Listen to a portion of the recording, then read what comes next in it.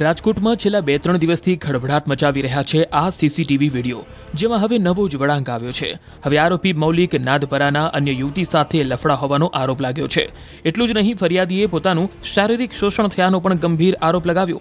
ફરિયાદીએ ત્યાં સુધી કહ્યું કે એ અંગેના પુરાવા પણ જરૂર પડશે તો કોર્ટમાં રજૂ કરીશ। શરૂઆતમાં ધંધાની ભાગીદારીમાં બબાલથી શરૂ થયેલી વાત હવે એકબીજાના ચીરહરણ પર ઉતરી આવી। અગાઉ આરોપી મૌલિક નાદપરા યુવતીને મારતો હોવાના સીસીટીવી જાહેર કરાયા। જો કે હવે યુવતી પણ મૌલિકને મારતી હોવાના વિડીયો આવ્યા છે, જેમાં ફરિયાદી યુવતી મૌલિકને માથે બેસીને તેને ફટકારી રહી છે।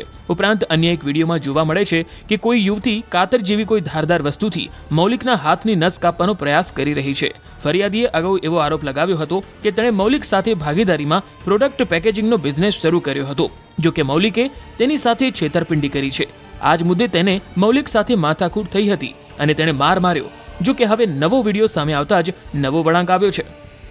એ વસ્તુનું ક્લેરિફિકેશન છે, પણ એ વસ્તુ જ્યારે મારે કોર્ટમાં સાબિત કરવાની થશે કે એ શેના લીધે હતું એનું ભી છે ક્લેરિફિકેશન, અને એના રિલેટેડ એક વિડીયો ભી છે મારી પાસે। એ જ્યારે મારે કોર્ટમાં રજૂ કરવાનું થશે ને ત્યારે હું એ વસ્તુનું છે ક્લેરિફિકેશન, અને એ જ કહું છું એના રિલેટેડ ભી એ શું કામ કરેલું છે ને એના રિલેટેડ મારી પાસે એક વિડીયો છે, એ હું કોર્ટમાં રજૂ કરીશ। એક વિડીયો એવો છે કે તમે એને સામેથી થપ્પડો મારો છો, બે વિડીયો છે મારના।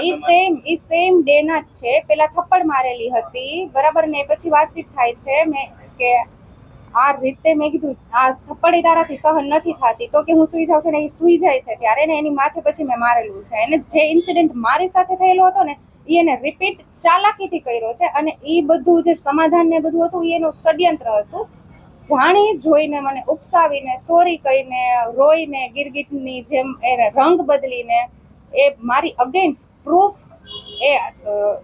રજૂ કરવા માટે એને હરકત કરેલી હતી। કેમ કે જ્યારે આ બધી વસ્તુ થઈ ત્યારે મેં એના ફેમિલીને વિડીયો શેર કરેલા હતા, એટલે એને ખબર હતી કે મારી પાસે એ જે મારી સાથે આ હરકત કરે છે એનું પ્રૂફ છે, તો હું એક ક્યાંય મીડિયામાં કે પોલીસમાં ના આપું। એની અગેન્સ્ટ આ બધી એની સાજિશ હતી કે હું એને મારું, એની સાથે હું વર્તન કરું, અને મારે કોઈ સફાઈ દેવાની જરૂર નથી, એ ક્લિયરલી દેખાઈ આવે છે। હા, થયેલું છે, અને એના ભી જ્યારે કોર્ટમાં રજૂઆત પુરાવાની જરૂર પડશે ત્યારે હું આપી દઈશ। એ અત્યારે હું કઈ નહીં કહી શકું, પણ જ્યારે જરૂર પડશે તો ત્યારે હું કરીશ।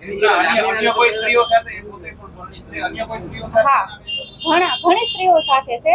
ઇનફેક્ટ એનું કામ જ એ હતું, જેવી રીતે મને ટ્રસ્ટમાં લઈ આવીને મારી પાસે આવડી મોટી રકમ એને કઢાવી છે, એમ બીજી ઘણી બધી છોકરીઓને કે ઓફિસમાં એ ફ્રીમાં કામ કરી દેતી, આવી રીતે પટાવીને રાખતી, તો એની સેલરી ના આપવી પડે એટલે એને એ સિવાય બી અન્ય બી ઓફિસ સિવાય બી બીજી ઘણી બધી છોકરીઓ સાથે એના અફેર્સ છે। હા, એને જાણ હતી, બીજી સાથે અફેર હતું એ બી એને જાણ હતી। હા, સમાધાન કર્યું, એ પૈતું નથી, અને એના માટે જે કઈ પૈસાની લેવડ દેવડ હતી એના માટે મેં એને ફોન કરેલો, અને એ ફોનમાં મને ગાળા એમાં મંથલી એને મને જે કઈ બી EMIs ને એ બધું છે પે કરવાની વાત કરેલી હતી, પણ છેલ્લા 3 મહિનામાં જેટલી રકમ લેવાની હતી ને એટલી નથી આપેલી, એની 10-20% રકમ મને આપેલી છે।